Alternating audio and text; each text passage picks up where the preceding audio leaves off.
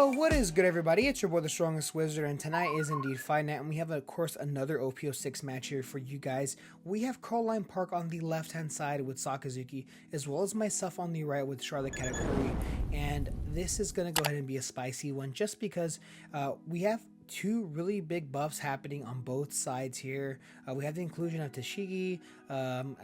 We're starting to use Virgo now in this deck, as well as Gecko Moria, and obviously with Katakuri we have Kiku, we have so many other cards. So I am going to go ahead and swing a 9k into life. He does end up taking it, dropping down to 3 life already.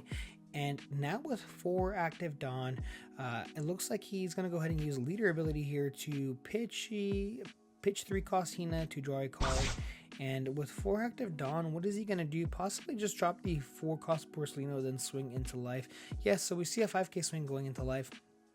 And I'm actually going to go ahead and counter out of it because I know the top card of my life.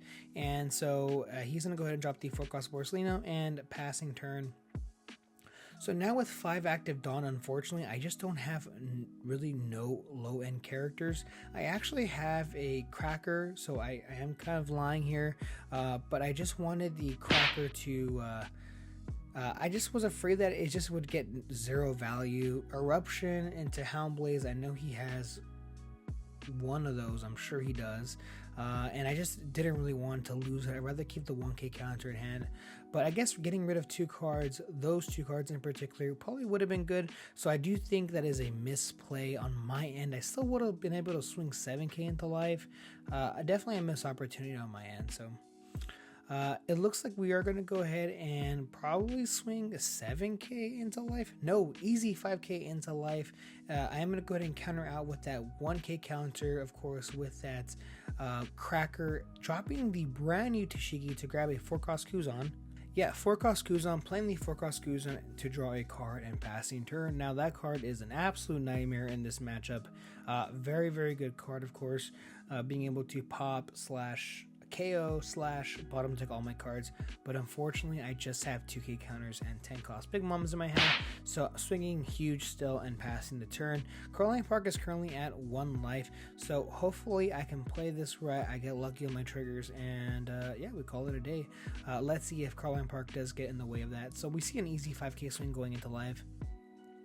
It looks like I actually do kind of want to counter out of this, so yes, we do see a 2k counter. I want to make sure I get up to 10 Dawn quick as possible. So we see the Onami coming down, removing the Porcelino. And in case you're curious why I'm running Onami, it's literally a Thunderbolt with a 1k counter on it, which is absolutely amazing. Yeah, you can't use it in your hand, but it's still a 1k counter, and I think it's really, really good. So yes, we do see the 4 cost Rebecca being played, as well as playing down that 4 cost Porcelino. So now we have 2 blockers here. I'm currently sitting, I believe, at 9 active Dawn, and let's see. Let's do some things here. We're gonna go ahead and swing huge into the Kuzan. He ends up blocking it, and I'm gonna go ahead and drop the Kiku. Now, guys, I can't even tell you why this card was printed. Absolutely insane. It states on KO, if your opponent has 3 life or less, recover 1. Trigger, if your opponent has 3 life or less, play it for free. Don't need to trash any cards. It's that good. 5k swing here with leader going into life. I am going to go ahead and take this, and it looks like I might have a trigger. Yes, I have a Cracker. Unfortunately, I did not know. I don't think I knew. You know what? I did know. I knew exactly what that card was. I should have been able to counter out of it earlier, just so that he can burn through this 4 cost Kuzan attack here, which is really, really sucks. Of course, that leader knocking down that Kiku to a 3 cost. We see a 5k swing going into life, making that Cracker 0 cost.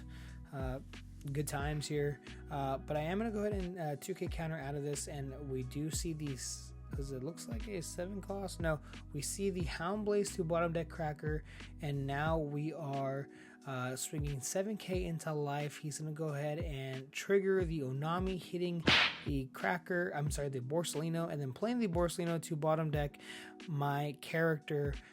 Yeah, yeah, pretty nuts. My life has had 2 Onamis. a cracker, and I forgot what the other card was, but really, really good triggers, honestly. Yeah.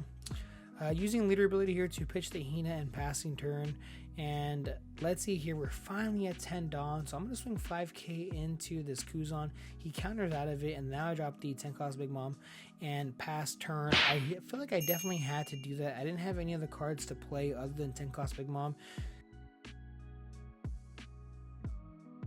On top of the fact that it's just really good to recover a card and my opponent loses a card, so we are going to go ahead and play the Kiku off trigger, of course, at Kuzan, making that Big Mom a 6 cost, and now with the Ice Age, it's currently a 1 cost character, and it looks like we see the Great Eruption making Kiku a 2 cost character. And let's see here exactly what Crowline ends up doing here, but even if he Luchis me, I still get to recover a card off of Kiku. It literally replaces itself on KO in life, which is absolutely awesome. Such a good card. I literally can't repeat myself more than I already am. But dropping the 4 cost Borsalino, and now we see the Lucci coming down to pop a 10 cost character as well as a 4 cost character at the same time for a 4 cost character. Yeah. So I did, of course, recover 1, going up to 3 life here, and he's actually going to pass a turn. He doesn't want to give me resources, on top of the fact that it gives me a step closer to using the Amaru ability. He's kind of trying to play around it. I completely understand that. So yeah, I guess you could have swung once maybe, but yeah. So we do end up swinging huge here. He ends up blocking with the Borsalino, and I do end up passing. Now, I know what you're thinking, Wizard, why do you have 2 active Dawn left? Well, that's just a bluff, man. Maybe I've run Sovereignteen or something like that. I have no idea what to tell you. But I wasn't going to go 15, 16 into life, you know what I'm saying? So, had to do something. Now, of course, Crowline Park with this huge board and trying to figure out how else he can maximize this. He needs to drop a blocker no matter what, of course. I guess the question is, can he drop 2? Does he have access to 2? If he does, he's just essentially in the green.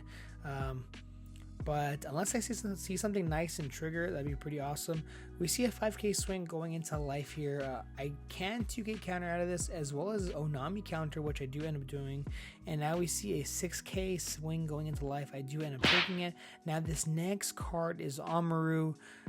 It's pretty huge if I end up deciding to use it or not. So yes, 5k swing going into life. I'm going to go ahead and 1k counter with that pudding. Now, I could have played the pudding on the following turn, but the question is that what am I really looking for here? I guess a Pero, or I guess a 2k counter, I guess. Pretty useless in the late game. I can't really play it if it's a 7 cost Big Mom. I can't play it. I can play it if it's a 10 cost Big Mom, sure.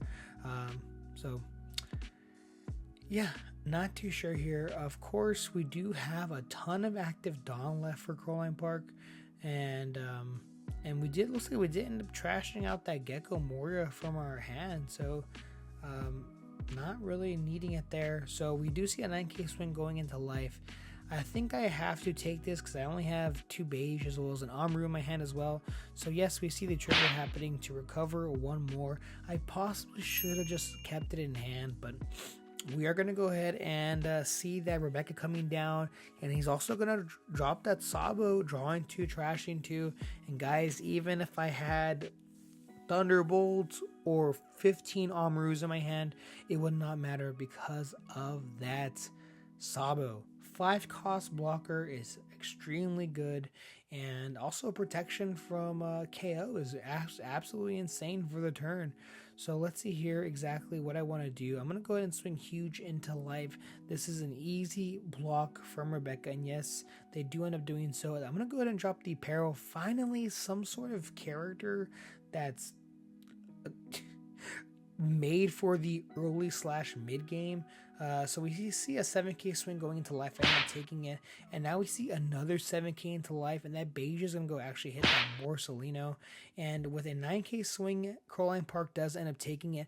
Thank you guys so much for checking out this channel as well as this video. I really do appreciate it, and stay tuned because I have a ton of new OPO6 content coming out soon. See ya!